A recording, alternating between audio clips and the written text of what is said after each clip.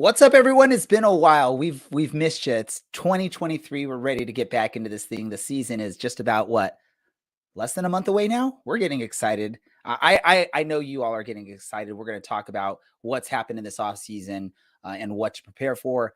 Let's go ahead and get this thing started. Welcome to the Podcast of Champions. This is the Orange and Black Soccer Cast.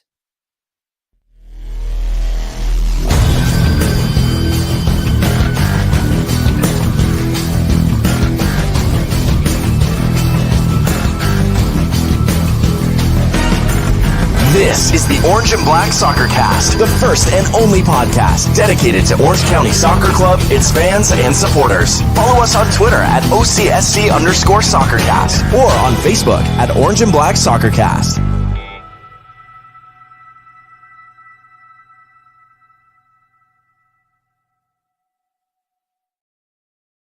How's it going, Orange County? Welcome to the first episode of 2023 for the Orange and Black Soccer Cast, the first and only podcast dedicated to Orange County Soccer Club, its fans, and supporters.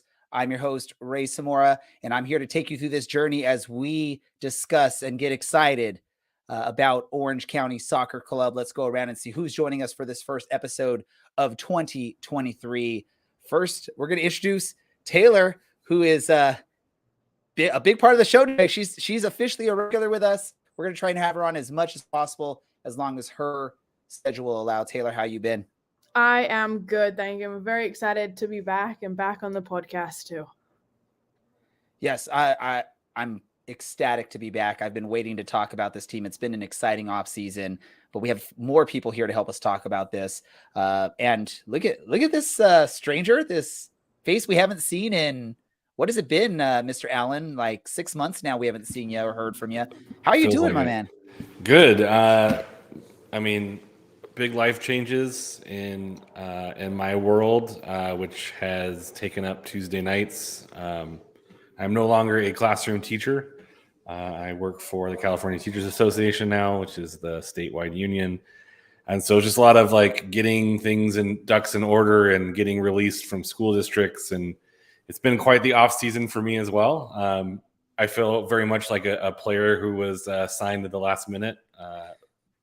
I started 2 weeks ago, so it was like getting into preseason now, and so it's like my job is almost like the USL season. So I'm excited to get back talking about soccer because I think it'll give a little bit of normalcy to everything and be an anchor as I make this transition. So I'm glad to be back and to see everyone.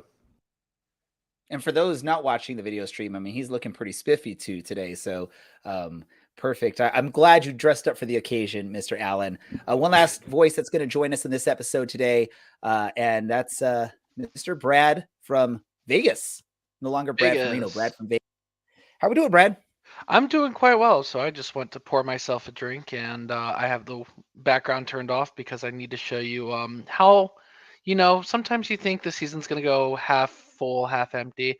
Now we're all in on this season and poured the rest of my bottle into my Glencairn. It is more than I thought there was.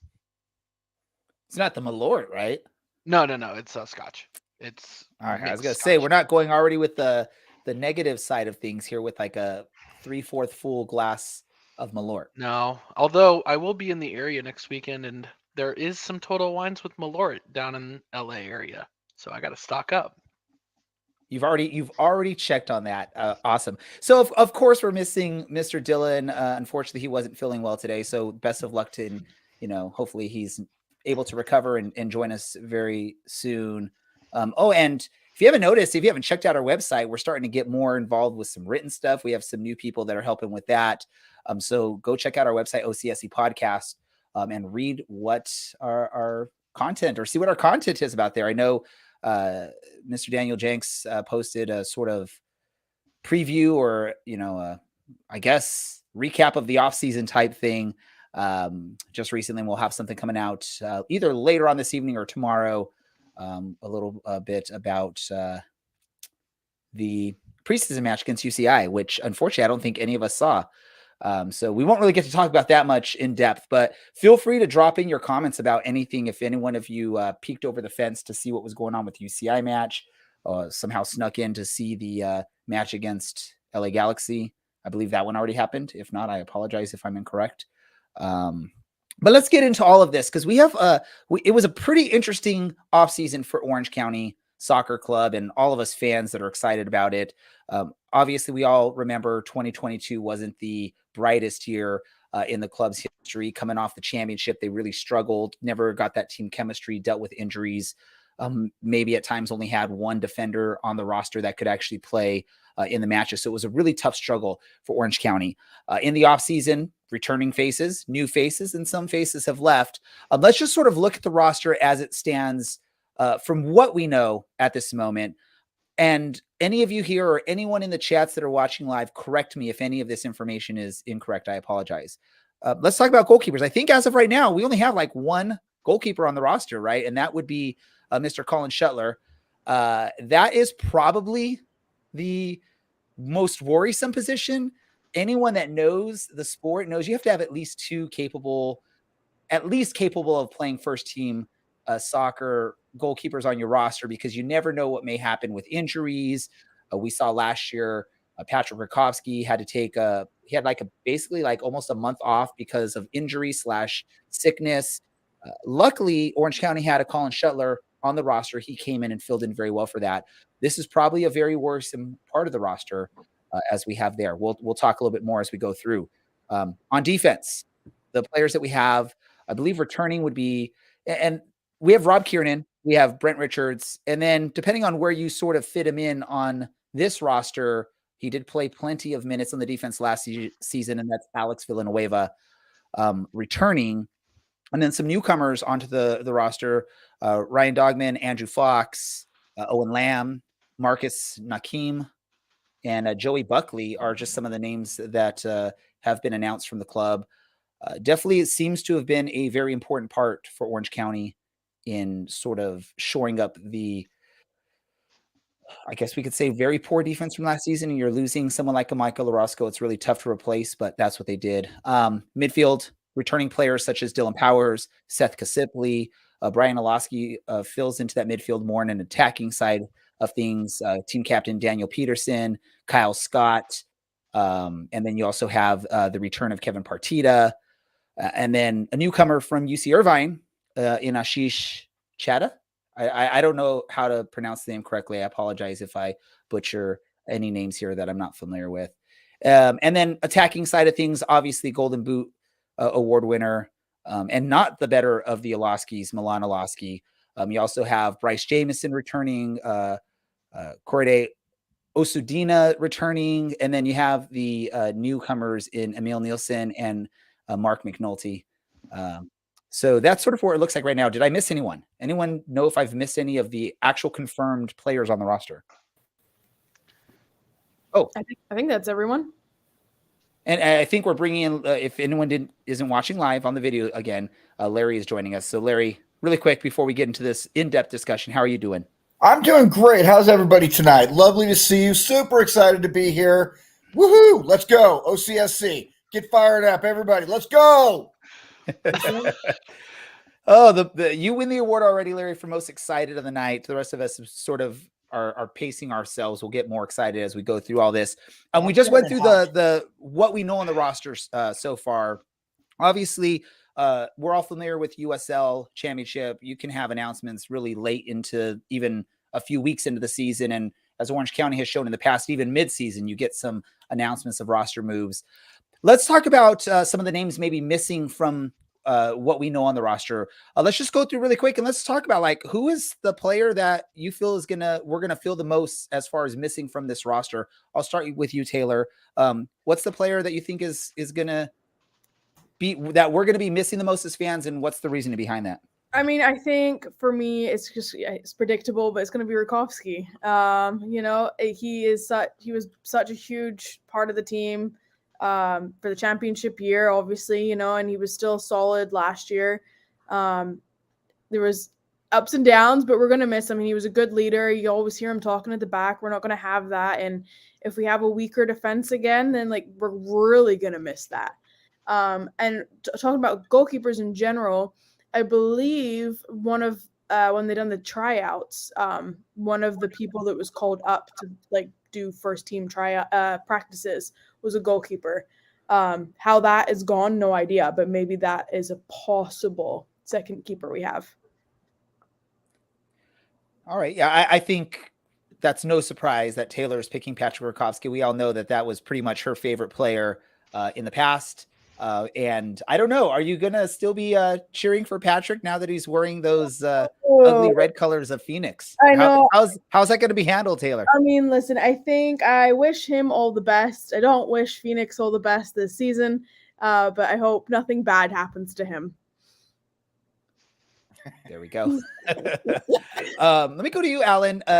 Obviously, I don't know how much you've been following Orange County's offseason. I'm sure, you know, your love for soccer, you've probably at least seen some of the headlines. I know you follow the team on social medias, and you're at least what we like to call the expert of the group here when it comes to soccer, because you were one that the family at the USL show trusted to be sort of a regular there. What are your thoughts on who are we going to miss the most off of last season's roster? I mean, I can't not agree with Taylor with Rakowski. I think maybe some off the field stuff. Michael Orozco might be a good shout as well. Guy who's been around, a guy who's played at a kind of a higher level, was one that kind of came in and was kind of, I think, a key piece with Robbie Kiernan with that championship winning side. So you're going to have to replace him somewhere. But I think as far as players are concerned, I think guys have moved on, but I don't see any names in the guys that they're bringing in that are less than what has left, except for that goalkeeping position, right? You bring in like Fox, I think is going to be a big name. Lambie from Los Dos.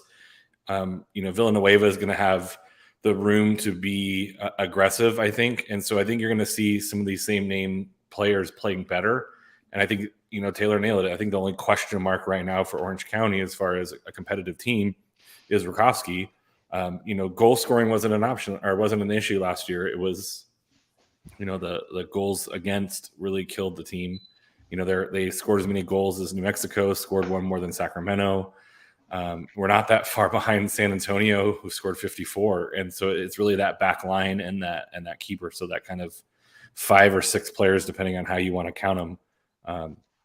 I don't think you're going to miss some of those guys in the middle. And obviously you got one of the best goal scorers in the league up top. So it's who's going to be your keeper. And, it's USL, so you might get a loan, right? People are MLS teams are solidifying their rosters, and there's guys that are out there available that might get cut or might not be in the first team. We're looking to get some minutes. And so there's still a lot of time between now and the beginning of the season, especially when guys might be already in camp practicing. You just don't know it yet because they haven't been announced, so they can't really play. How about you, Brad? Do you have any names to add to some of these, from last season's roster that we're going to sort of miss, either as fans, just as a fan, you're going to miss that player, or we're going to see some of the skills missing on the pitch? Honestly, you guys named the 2 biggest names that we're going to be losing out on in terms of Orozco and Rakowski. However, I'll throw in a third name into that list, and not that he was able to contribute a lot last year, but just in terms of being beloved by fans and being a true identity from when the team won its championship. And Miko Kaningas is someone that, although he didn't get to play a lot last year, and we definitely could have used him, just the fact that he was such a spokesperson for the team and beloved by the community, there's no ifs, ands, or buts about it. Hey, can I jump in really quick? Hey. Yeah, our producer Andy. As I jump in. Hey, so just for science, outgoing players who did not re-sign, and this includes loans, just everybody. Ian Hoffman, Ahmed Longmire, Ivan Gutierrez, Danny Acosta. We talked about Michael Orozco, Albie Skendi, Tommy McCabe, Tony Rocha, Sean Okoli, Eric Torres, Miko Kunigas, Patrick Gorkowski. Just for science. That's why we pay him the big bucks, ladies and gentlemen, Mr. Producer Andy. We all know Dylan would be like up here first in line to say Albie Skendi's who he's going to miss off of this roster. I know Dylan was a huge fan of the giant center back / forward / wherever he wanted to be on the pitch for that match. So we know that would be Dylan's answer. Larry, you know, with the twitchy screen over there, at least from what I'm seeing, what's your thought on the player that you're going to miss? I'm seeing it too. It looks like it's gone away. I'm going to agree. Brad stole my guy, Miko. I am a tremendous fan of Miko Kuningas, not only as a player but as a human being. Just a terrific guy, fan favorite. There's literally nothing you could say bad about the guy. Every other name that Andy just listed off, it's like, no big deal. And so I think that outside of, Michael and his leadership, Miko and just being a fan favorite, and, Rack in between the posts, that's it. There's not really anybody else from last year's team that left and isn't coming back that I think that we didn't lose anybody who wasn't replaceable. It's not like we lost to Milan Iloski, who is, Golden Boot winner. That's an irreplaceable player. But yeah, I would say for me personally, it's going to be Miko, and then, with the addition of Rakovsky and Orozco for their leadership and their abilities. I'm going to just throw one name in here that wasn't mentioned other than the list that Andy read off there that I'm going to sort of miss. And it's because when he was engaged and on, he was amazing. He, hustled. He was energetic. He interacted with the fans very well. But that's when he was on. There were some games I just felt like he maybe took the game off, and that would be Ugo Coley. He was a huge part of that championship run. And there were times last season that you would see when he was engaged in the match and he was out there giving his all. He looked like a beast out there. You could see why there's potential or why teams are still willing to sign him in his career. But unfortunately, it was not often enough where you saw that from him. I don't know if there was ever any kind of, behind the scenes things going on, maybe with him and the coaching staff, and that's why we weren't seeing as much of him. But when he was on point, there was one game last season. I can't remember who the opponent was, but this is one of the few games I was at. So this is why I recognize it. But after the match, I mean, Ugo was pumped up. He was just like drenched head to toe. And he had been a huge part of the team's performance in that match. So I think that's one reason I'm going to miss him is when he was engaged, Ugo was one of the better players on this roster, not just skill wise and performance wise, but also just the way he engaged with the fans in those matches. But all the players that were mentioned are all going to be missed. And even some of the players that we didn't bring up as key players still going to be missed out there because some of these players played with the team for a year or two. And in the USL, that's a lifetime is getting a couple years out of a player. Let's move ahead now, because y'all brought up some of these names, some of these returning players, and we're going to lump the returning players and the newcomers to this roster into one category here, and just let's talk about which of these players are you most excited about heading into the season. I'm going to say one thing is it's obvious Milan Iloski is probably at the top of all of our list. He was such an amazing player last season, Golden Boot winner. He's proven that he can do what he does on the pitch. And we all know, and we're all excited. I think a lot of us were worried until we heard the official announcement that he will be back. I think a lot of us were worried. Where's Milan going to go? Is he going to get an opportunity in MLS? There's something else out there for him? We got the announcement. He's back. I know Larry's the only one a little scared about that. I think he was betting on Milan going elsewhere this season only for the safety of his beard. We'll shed that. If you haven't been paying attention, Alan, we'll shed that light. We'll let you know why Larry's worried about his beard this season. But other than Milan Iloski, who are we most excited about? And I'm going to do this. I'll go in reverse order from last time. So, except I'll still go last. Larry, you get to go first on this one. I'll be honest. I really like Kyle Scott. I liked what I saw out of this kid, and I wanted to see more. And I am super. He's a little guy. He reminds me a lot of Brian Iloski. He's a little guy playing in the midfield who can he just looks like he could be a real pain in the ass to teams. And I'm looking forward to seeing what more he can do for us. Because I think he only played in 10-ish games? I don't have the stats in front of me. It wasn't a lot. But he's a player that I'm really looking to see how much he's matured over the last year, how much he improves over the last year, how much more he can bring to the table this year. What about you, Brad? Who are you most excited out of the either returning players or newcomers on this roster? I'm gonna pick a pair of returning players, but I think I'm only gonna pick a pair because I don't think anybody else is gonna choose either of them. I'm super excited about seeing Bryce Jamison and Korede Osundina come back, and that's just because I think the hype around both of these two kids. Korede's been playing with the youth national team, and Jamison is out of nowhere receiving all this praise. Both of these guys are coming in highly rated, and I just see so much potential, especially now that there's a open roster spot up top after Kubo left. That Korede is going to come in and he's going to score, maybe 10 goals this season in some good minutes and being running hard, and hopefully he proves me right on being excited. Awesome. Alan, you're who are you excited about? Olaski.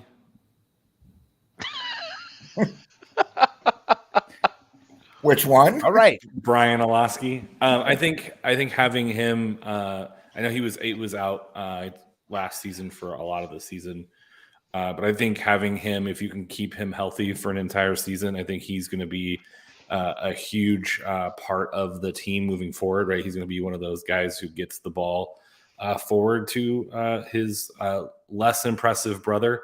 But I'm excited. I think we saw some glimpses of that last season as well. Where with Brian on the pitch, Orange County, I think just has the ability to attack quickly. And I really want to see him and his brother play together for an entire season because I think that's going to be pretty fun to watch. Like 5,000 minutes, for instance? 5,000, 2,500, 600 minutes or whatever that sign is. Isn't it like 525,000? Yeah, 600 minutes. That's what I want. 525,600 minutes of the Lasky brothers. That's how you measure your. So I'm wondering, Alan, do you know why Larry's worried about his beard this season? Is it because if Milan Olaski leaves, he's gonna. If he scores 50, No. You're turning 50. I'm past 50. 50 was a long time ago. Oh, it was a couple weeks. Don't let us. In our Larry, last podcast. Larry, don't share yet, Larry. Alan, do you want to, not knowing what it is, do you want to join in this bet that Larry has right now? No. You know what? I'll give him credit. I think it's like a good 50-50, a solid 50-50, depending on health and if someone gets shipped mid-season. All right, what is your beard up against, Larry? The statement was in our final podcast last year is that if Brian and Milan Olaski played 5,000 minutes between the two of them, I stated I would give my beard to have the Olaski brothers on the pitch for 5,000 minutes together next season. So that's the bet. If they play a combined 5,000 minutes, it's gone. So you sure you don't want to join in, Alan? You might look good. I see Alan doing some math right now. Alan's doing some math. He's thinking about that one. I'll let you think of that math there, Mr. Allen. It's 80% of the minutes. I've already done the math. Well, we got to hear from Taylor, who Taylor is most excited about this season. Then we'll talk more about beards because I know that's why everyone comes onto this to watch the show. Taylor, you're most excited about who and why? I know we have the Lowski, so obviously I'm going to have to mention both of them. But besides that, I'm just going to have to go with the Scottishness, and go for Mark McNulty and Sparky. Yeah, with Sparky. I know that he's not played as much in like recent years, but I know when he was having like the big minutes with lots of games, there was lots of goals. So hopefully, if we can gel with our team, with him and Milan up there, we'll be golden. So I have to ask, and I'm just going to go to you, Taylor, because I'm going to just assume you're Scottish. You might have a little bit more knowledge about what happened in the leagues out there. Can we sort of look at Mark, Sparky, McNulty.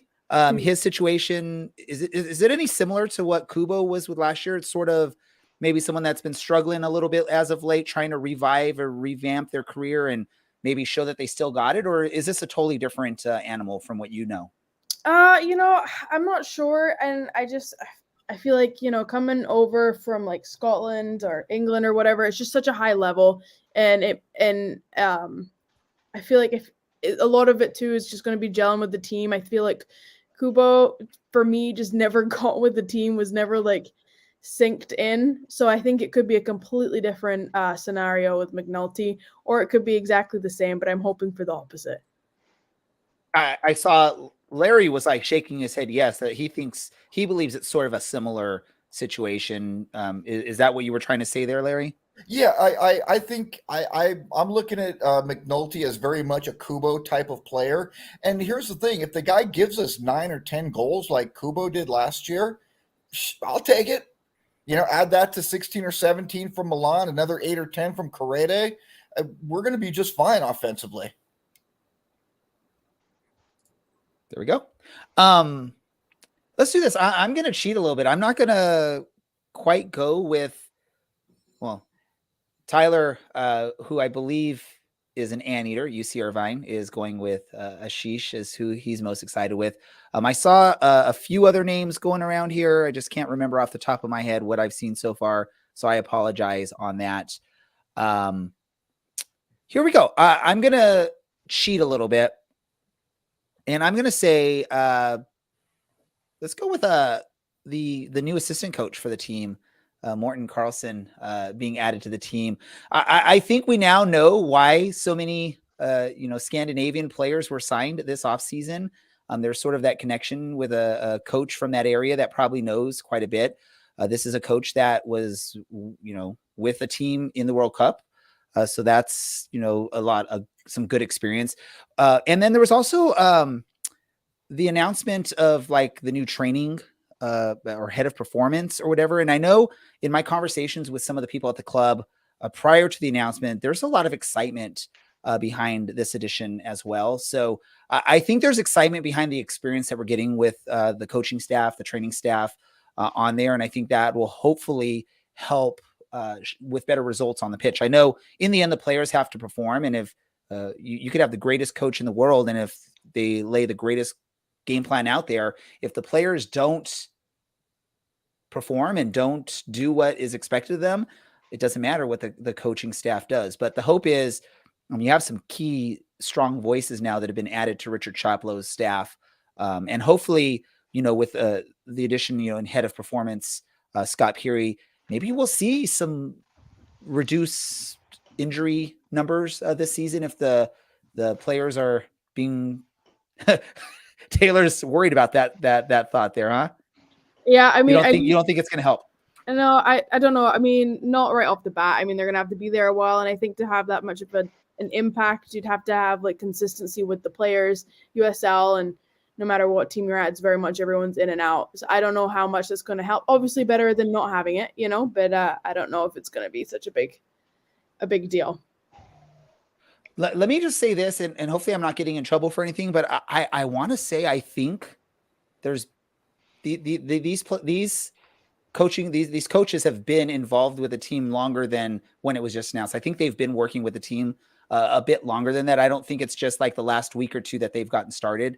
I think there's been a lot of work going on.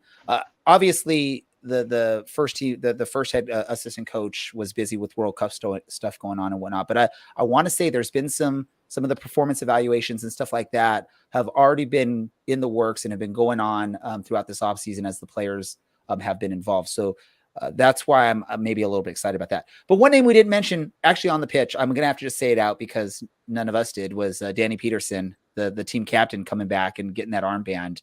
Congrats to him on getting that. That's a good honor for a player. And I think a lot of the fans were excited when A, they heard he's coming back, and B, I think there was a lot of agreement that he will make a good captain out there on the pitch, just from what you saw from him last season, as long as he doesn't go and pick up red cards, because I know he did pick up a red card last season.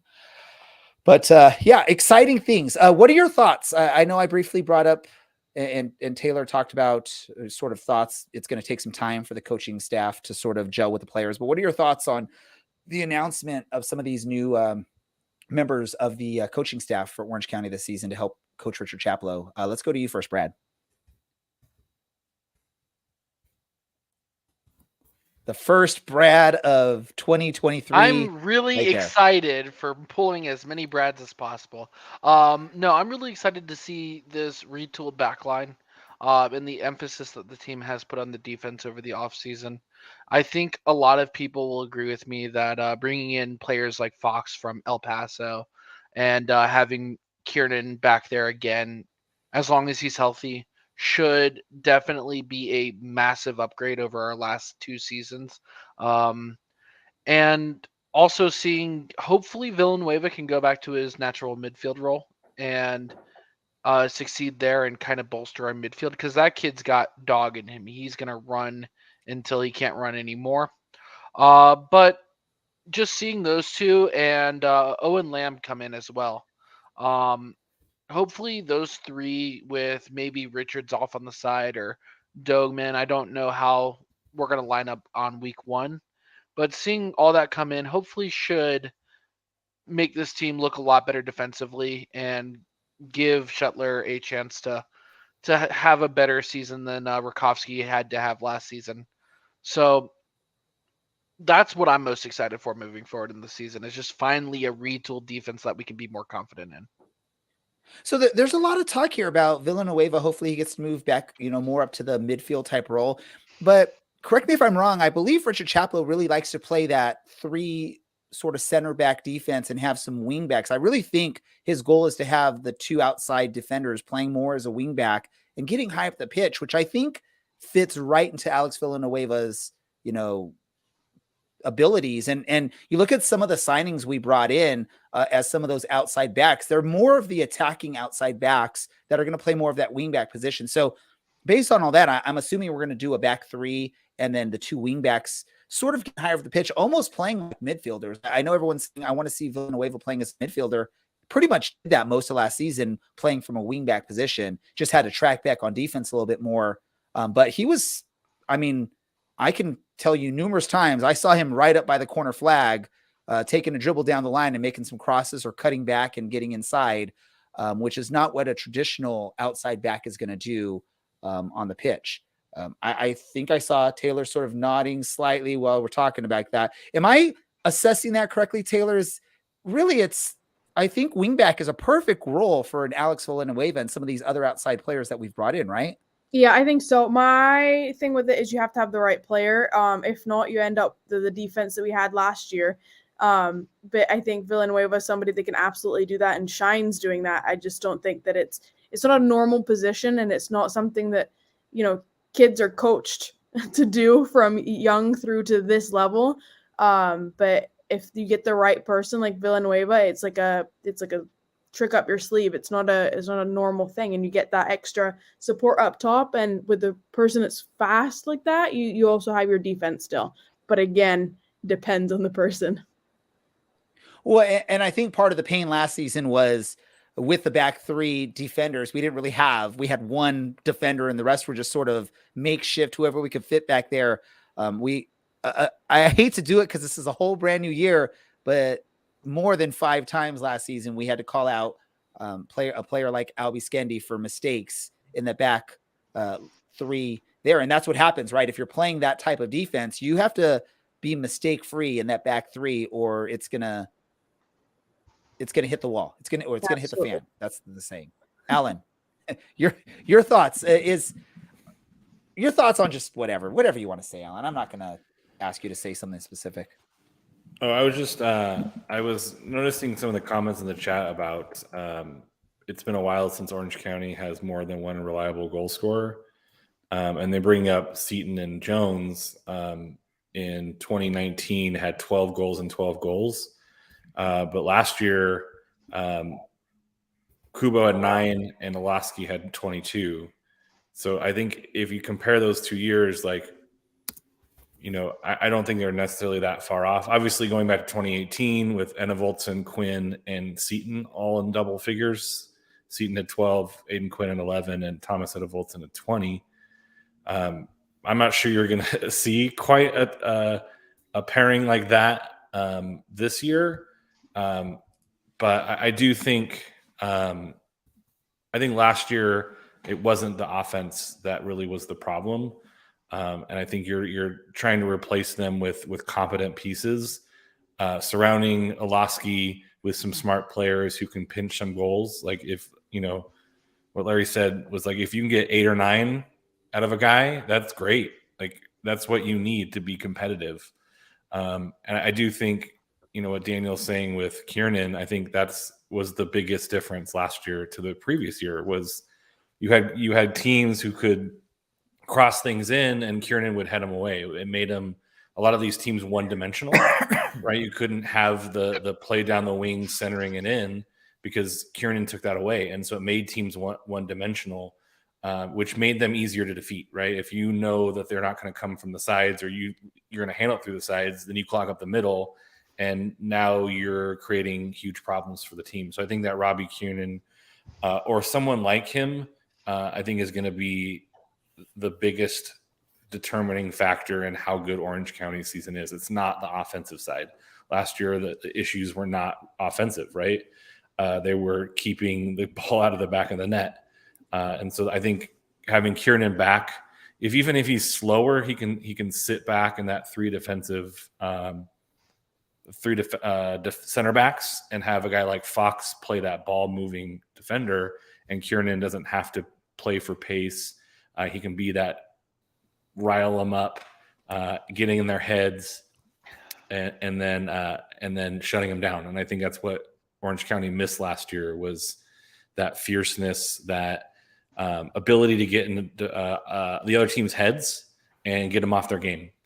And so I think that's the biggest thing I'm paying attention to is how well Orange County can defend and make teams one-dimensional. So let me ask you, Larry, a lot of talk about all these players. Is Rob Kiernan the X factor for this team? I think many of us would agree that would be a pretty safe statement last season. Is he the X factor for this team in their success? And I'm going to keep talking for a little bit. I know you all love when I talk forever and ever.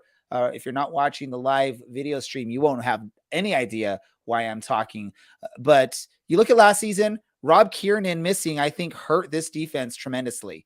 And as good as Michael Orozco is, as good as a Brent Richards is, the team struggled. The team could not handle the pressure. And I know we've had some comments on here that says Skendi was our best center back last season.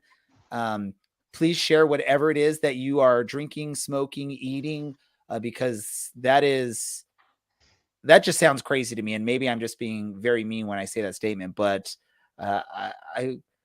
maybe I am just anti Albie Skendi. Maybe that is what it is. But I think Rob Kiernan not is an unreasonable statement. Skendi being one of the worst players on the team last year is not unreasonable. You're not being unreasonable. But yeah, the whole Rob Kiernan missing, and hopefully we'll get Larry back soon. Some difficulties there with the camera, I believe. But let me ask you then, Taylor, is Rob Kiernan our X factor on this team? If he's back to the Rob Kiernan of 2021, are we going to have a good season and at least, be in the playoffs, make a run for the championship? And if he's missing, we're back to where we were last season, or is he not as important this season? He is undoubtedly going to have a huge impact. I mean, you can see the difference with and without, that's like unquestionable. However, I don't think it's going to be the be all end all. We have these new signings to be back there that hopefully are going to make a big impact as well. We just haven't seen them on our field, but I do think having him there is going to be a huge difference, and I hope that we do for the full season. Yeah, and then I'm seeing some other comments that people, maybe I might be the same person talking about Albie Skendi being an amazing center back, but let's talk about this. I love to talk about things. There's comments that we're worried about our midfield, right, Alan? Are we? Are we that worried about our midfield? I mean, you look at the players we have on there. There's a lot of proven players in the midfield for Orange County coming in this season. Dylan Powers, Seth Kasipli, Brian Olofsky, Daniel Peterson, Kyle Scott. The only unknown out of that group really is Ashish Chada. And from what I know from just my speaking with people from the club, there's a reason why Ashish was trialist number whatever when Mike Watts was making the call when we had the friendly against the what is it, Hamburger SV.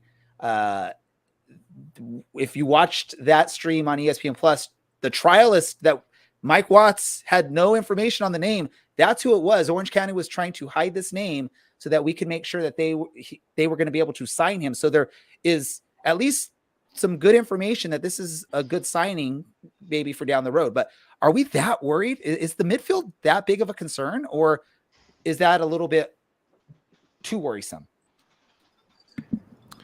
I don't think so. I think when you have a defensive line that was as shaky as it was last season, doesn't matter how good your midfield is if your defenders are getting turned around and beat. They can kind of take out that midfield, right? If you have a guy like Skendi who was kind of a defensive liability, like your midfield doesn't really matter that much, right? It's like building a house. If you build a house on a shaky foundation and on sand, it doesn't matter how great the house is. It's going to fall apart because the foundation isn't there. So I'm not super worried about the midfield. I think the way that you have the wing backs that can move up into the midfield if they need to, right? They don't need to drop all the way back into a 5. They can do a 3-4-3 kind of deal. I think those guys are going to give you that flexibility of offensive players, but also give you some flexibility in the midfield. And really, when we're looking at some of these teams with some flexibility, that's where the fun begins, right? It's not a stagnant. This is the form. We're going to shut down space and then press to keep and put you under pressure using that same space. So I'm not super worried about it. Now, when they start playing, that might be a different story. You have to see how these pieces fit together. But I think they address the biggest area of need on the team. Perfect. Brad, I'll give you the last thought on anything. On anything related to this team going forward into this season.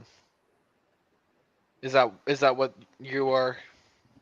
Let me do a pause on you really quick, Brad. I think we've got the stream corrected here for Mr. Larry. Let's see if we can get him back here on the pictures. There he is. Although we already answered the question that I was posing to you earlier, you can give a quick answer. Yes or no? Rob Kiernan, is he the X factor for this season for Orange County?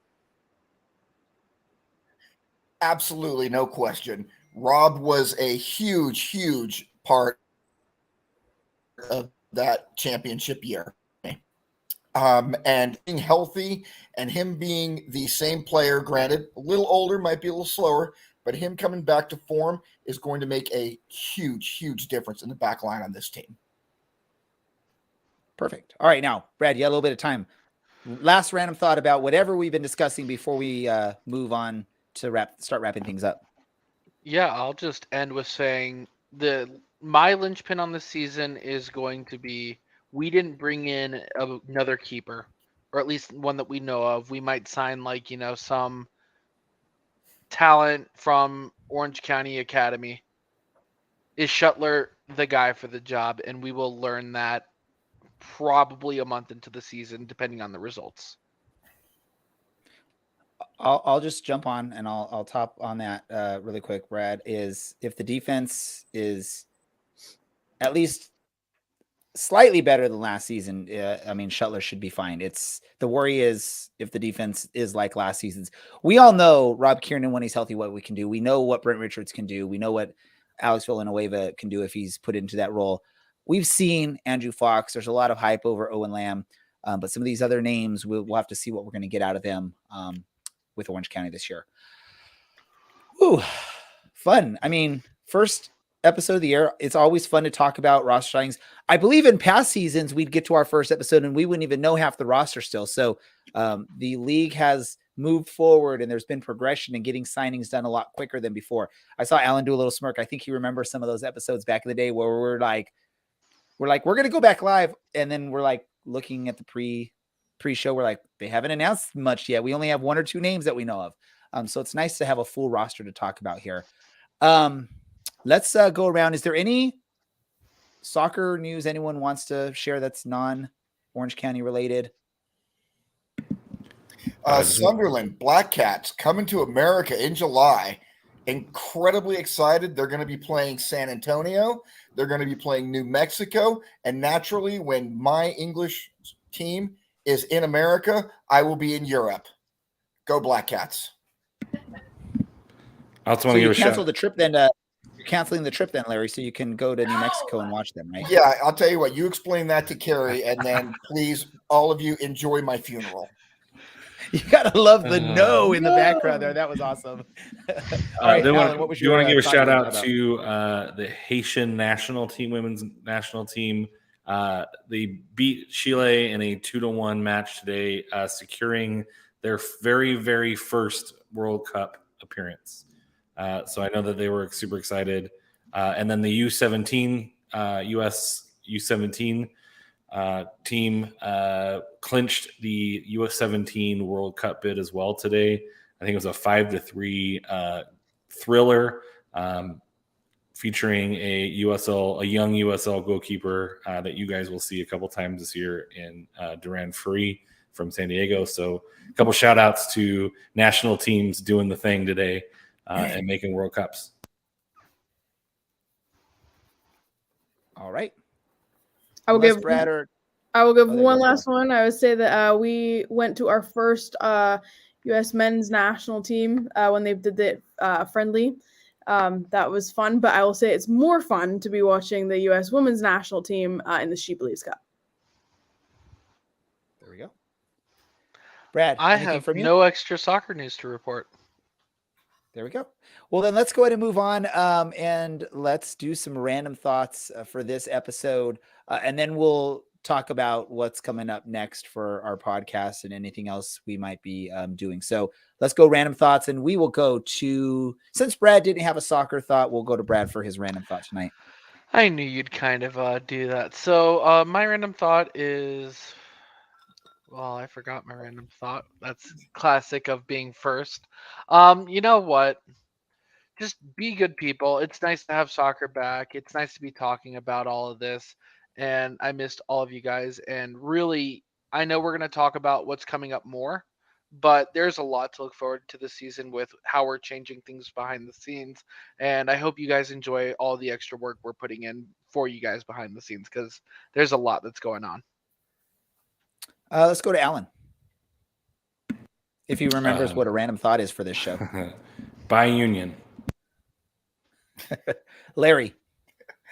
Both Tesoro lacrosse teams won their games, both JV and varsity. So kudos to that. But more importantly, this is going to be a great year for Orange County soccer. I love all the pundits out there, all of the experts, your Johns and your Kaylors, and everybody's underestimating Orange County Soccer Club. Please, if any of you guys are listening, please keep underestimating Orange County Soccer Club this year. We'll see you in late October into November. All right, Taylor. I'm just super excited to be back. That's kind of it. I'm looking forward to getting to the preseason game, and we're honestly just so looking forward to being back at Championship Stadium. Yeah, it's gonna be awesome to be back at the stadium. My random thought, for those that don't know, I've participated in esports competitions, FIFA competitions, going back to the very beginning of the pandemic back in 2020. That's sort of how it all started. There is one of the competitions called the Lower League E Cup. They're doing their final run this season, unless someone decides to take over the reins and keep it going. But it's a really cool cup. It's basically representatives, players representing teams all across the lower league spectrum of United States soccer, from the USL Championship all the way down to the, very, very beginnings of, competitions running the amateur league. I'm participating in this year. In the past, I've participated representing the podcast, but I actually am representing a lower league team this upcoming tournament. I'll be representing Laguna United FC based out of Laguna Niguel. My first match is going to be this Friday. I'm actually pretty excited because I got a very favorable draw. I'm not saying I'm like a shoo-in to get out of my group, but I'm not getting some of the well-known names that I've played in the past in some of the other competitions. So I'm at least excited for the opportunity to get a win or two. For those that have watched me in the past, that's very difficult to do. And if I'm losing, I sometimes go a little crazy with stuff like my formations. I think, Alan, you might have been there one time where I ran like a 1-1, 1-1-8 or whatever type formation. When you were down and you needed a goal, yeah, you threw like everyone forward. It was wild. I had like one center defender, one defensive midfielder, and everyone was playing an attacking role. So that'll be an option for people. The streams will be on our podcast channel for y'all to watch. I'll post the dates and times of all those matches. And if any of my fellow podcast hosts have the time to come on and do some play-by-play or make fun of me playing video game soccer, they're welcome to do so. As for the podcast, the news that we have. So traditionally, we've been a podcast that goes on at 8:30 p.m. on Tuesday evenings. But we are now moving after today. We'll be moving to Mondays, and we will be streaming at 8 o'clock on Mondays, is what our new day and time will be. So obviously, with the NFL going out at this point and not coming back till September, we're taking that slot that you had put aside for Monday Night Football. If you're an NFL fan, now you can come on and watch the podcast. Plus, the games will be more fresh in our minds as we're talking about them, and it's not 2 or 3 days later. So hopefully we'll remember more about what we saw in those matches. So that's something to keep in mind. So remember, new time, new day, Mondays, 8 o'clock for the show. Also, like I said at the beginning of the show, we're doing a lot more content coverage, written stuff. We've brought in some people to volunteer to come write more stuff. Larry's going to do some more hard-hitting exposés and find the deep truth about stuff around Orange County soccer and the USL. Who knows? Maybe Alan will dust off his graph paper notepad and write some game recaps if he ever wants to again. I know he's busy with work. I'm joking. But that's something you look forward to. Go to our podcast, support it. We'll be tweeting out any articles that come out. But if you can help, just jump on, read them, share your thoughts, comments, share those articles with everyone as you go on. With that said, I'm looking. Go for it, Brad. So I just want to give a big shout out to our two new authors who have been and will continue to post a lot of this stuff that you guys are going to be reading, and that is Daniel Keith Jenks and Nathan Wander. These guys are talented. They're going to be fun writers to work with over the season. They're going to bring you your pre-games and your post-games, and they're going to be writing whatever they feel like on the website, and they're going to be working hard to create this content.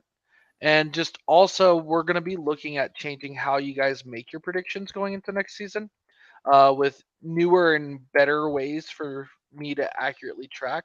So look for an announcement on that. I might write a piece to explain how that works in the future.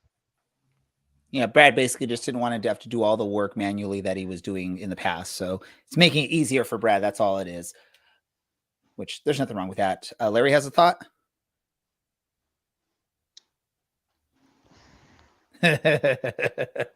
Pulling a Brad. He's muted. You're still muted. Oh, there we go. Hey, hi, how y'all been? Good to see you again. I was just curious. Have we mentioned who won last year, the predictions? I forgot. The cool thing is you can celebrate with that beard for a year, and in a year or less than a year, that beard's going to be gone. So enjoy the beard while it lasts. I will shave it gladly. I will do it live on a stream if those two boys play 5,000 minutes. I will sit here with the clippers and take that sumbitch right off. Oh, what we'll do is we're going to have a weekly tracker of how many minutes combined they've played, and when we get to whatever game it's going to happen, we will talk to the club. We will set up something right in the center of the pitch at the end of the game that ever happens, and we will put it on the video board. We will get the Now, is beard this cut off like right there. official game minutes, or is this like if it goes 10 minutes of stoppage time, that's 100 minutes official played? game minutes. Official game minutes, but Larry didn't say it had to be USL Championship minutes. So US Orange Open County Cup makes a with run extra in the time. Open Cup, if they make a really good Open mhm. Cup with all time minutes, eventually it's gone. That beard is gone. The level to which I'm hating you people right now is like you wouldn't believe. Oh, I'm sure it's Carrie that's hating us more though right now. Hearing all this As stuff. long as I have the beard for our trip to Europe, she'll be happy. After that, she won't care. Awesome. Well, with all that said, I appreciate y'all for checking us out live. If you didn't check us out live, but you're listening to the podcast, we promise to make sure the episodes are released in audio format on podcast this season. I will be putting that together right after we end this recording, this stream, and I'll also get all those lost episodes towards the end of last season up for you to listen to. So that'll happen as well. Appreciate that for everyone that's involved with this podcast today, including our producer, Andy, Taylor, Alan, Brad, Larry, Dylan, who is recovering from, whatever he has, for everyone that was in the chats, chatting with us. It makes it fun to be able to see what y'all have to say and interact with you. I'm Ray. This is the Orange and Black Soccer Cast. We are out. Orange County, you are my team.